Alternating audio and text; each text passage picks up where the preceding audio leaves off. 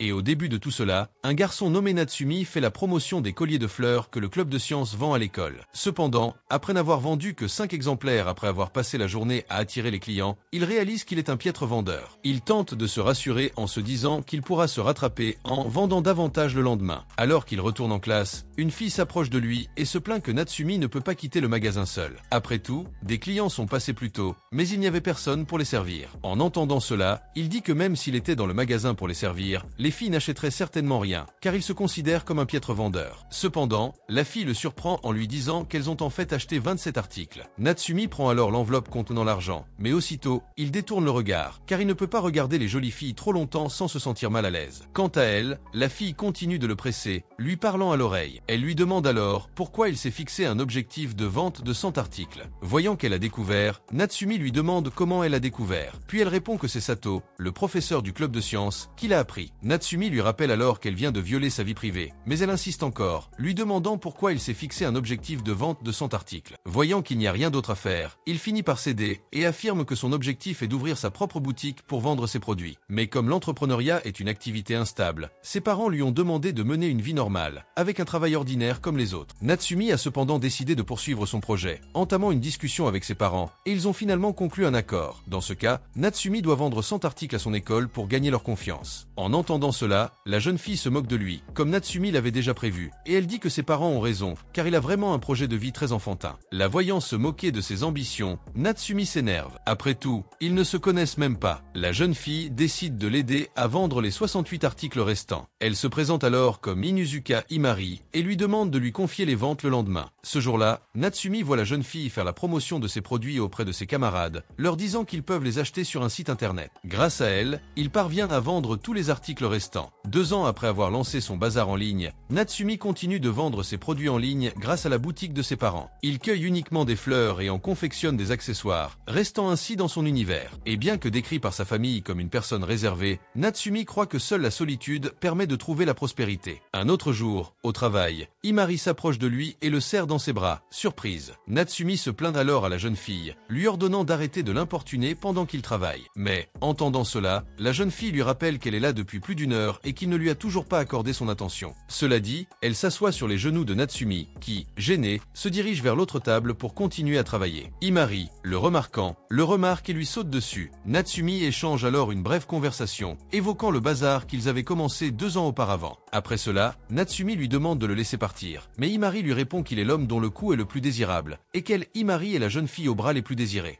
Et pendant ces bousculades, Natsumi il se souvient d'une conversation qu'il a eue avec elle peu après que la jeune fille l'a aidé à vendre ses bijoux. Ce jour-là, Imari lui a proposé d'ouvrir une boutique d'accessoires floraux. Après tout, voir ses yeux pétiller en travaillant avec les fleurs lui a donné la motivation nécessaire pour vouloir travailler avec lui. Cela dit, Imari lui demande de ne lui montrer que ce regard passionné, et en échange, elle promet de l'aider et de vendre tous ses accessoires. Revenons au présent. Natsumi interroge Imari sur l'agence qu'il a recrutée pour devenir mannequin, et elle lui répond qu'elle a refusé l'offre. Après tout, elle se concentre uniquement sur la vente de ses accessoires, car s'il ouvre sa propre entreprise avant ses 30 ans, Imari est prête à l'épouser. En entendant cela, Natsumi lui dit d'arrêter cette blague bidon, car depuis qu'elle a commencé, Imari, son frère, se moque de lui en l'appelant beau-frère. À ces mots, Imari explique que son frère l'apprécie vraiment beaucoup, et que c'est pour ça qu'il continue à faire ce genre de blague, une pratique qui ne cessera que si Natsumi se marie avec quelqu'un d'autre. Mais en entendant cela, il lui rappelle qu'elle doit d'abord sortir avec quelqu'un avant de se marier. À ces mots, Imari évoque son béguin d'enfance et en déduit qu'il ne cherche pas de petite amie, car il pense encore beaucoup à cette fille. Et que ce soit le cas ou non, Imari dit qu'il devrait commencer à chercher une petite amie. Elle dit avoir eu quelques petits amis dans sa vie, mais qu'elle parlait toujours de Natsumi en leur présence. Après tout, elle ne les voyait que comme un passe-temps. En entendant cela, Natsumi la critique pour avoir ce genre de pensée envers les autres. Cependant, Imari dit qu'elle n'a jamais eu la même idée de ce que c'est que d'avoir une relation amoureuse, ce qui la rend encore plus froide. En entendant cela, Natsumi lui demande si elle compte vraiment attendre qu'il ouvre une boutique pour se marier. Imari répond qu'elle a bien l'intention de le faire, mais qu'elle craint un mariage arrangé, puisqu'il n'a pas l'intention de l'épouser. La voyant essayer de le blâmer, Natsumi lui dit d'arrêter, mais elle intensifie le suspense en affirmant qu'elle sera forcée d'épouser un vieil homme brisé à cause de lui. Quant à lui, Natsumi se demande si les mariages arrangés existent encore comme autrefois. Imari répond par l'affirmative qu'ils ont généralement lieu après le lycée, et que dans son cas, c'est beaucoup plus probable, puisqu'Imari est issue d'une famille illustre. En entendant cela, Natsumi compatit et lui dit qu'elle pourrait l'aider si jamais une telle chose se produisait. Imari se met alors à lui rire au nez et lui dit que les mariages arrangés n'existent plus. Et voilà qu'en rentrant chez elle, Natsumi se souvient d'un voyage qu'elle avait fait avec Imari il y a quelques années et qu'au cours de leur conversation, ils avaient parlé de relations amoureuses, jusqu'à ce qu'elle lui suggère soudain de vivre ensemble à 30 ans s'ils ne sortent avec personne. En entendant cela, Natsumi s'abstient de répondre à cette proposition qu'elle trouve ridicule. Cependant, il s'intéresse à savoir pourquoi elle fixe la limite d'âge exacte à 30 ans. Imari explique alors que 30 ans est un bon seuil, mais Natsumi persiste à dire qu'il n'a pas l'intention de rester avec elle, préférant les filles plus gracieuses. En entendant cela, Imari le prend dans ses bras en riant et en lui disant que c'est la première fois qu'elle est rejetée de sa vie. Le lendemain, à l'école, Imari se surprend à penser à Natsumi et croit qu'elle l'apprécie vraiment, car si elle voulait juste l'embrasser, elle ne se soucierait pas autant de le soutenir dans ses projets personnels. Mais même si elle ne peut pas avoir la relation qu'elle espère avec lui, Imari dit qu'elle souhaite au moins que sa future petite amie accepte leur amitié.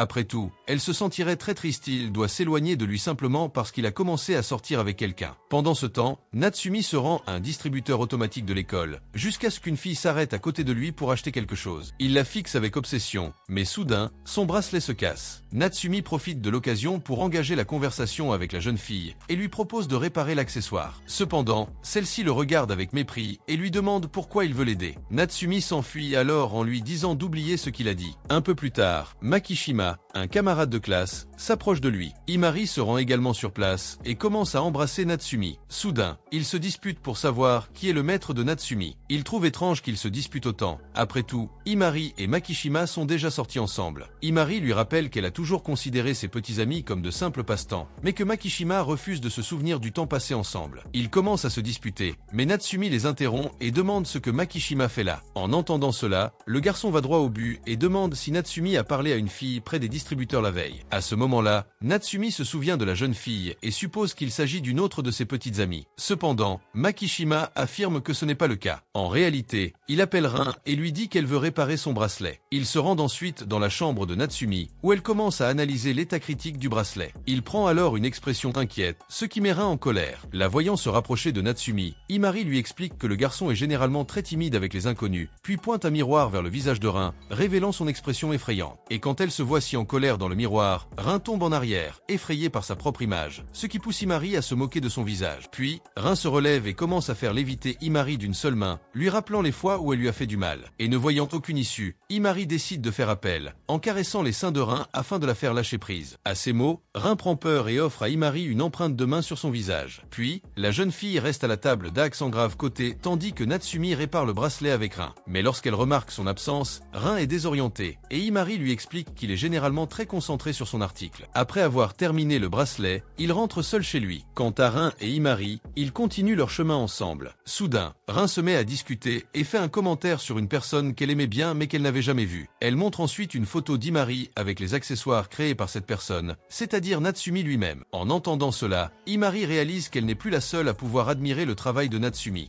Qui aurait pensé que tu resterais si on le cuisinait pendant des années? Ça tournerait mal, non? Qui aurait cru qu'une personne intéressée se présenterait et qu'on perdrait sa roue de secours? J'espère qu'il finira avec quelqu'un d'autre. Dites-nous ce que vous en pensez ci-dessous. Aimez et abonnez-vous. Et on se retrouve pour la prochaine vidéo. Je suis parti.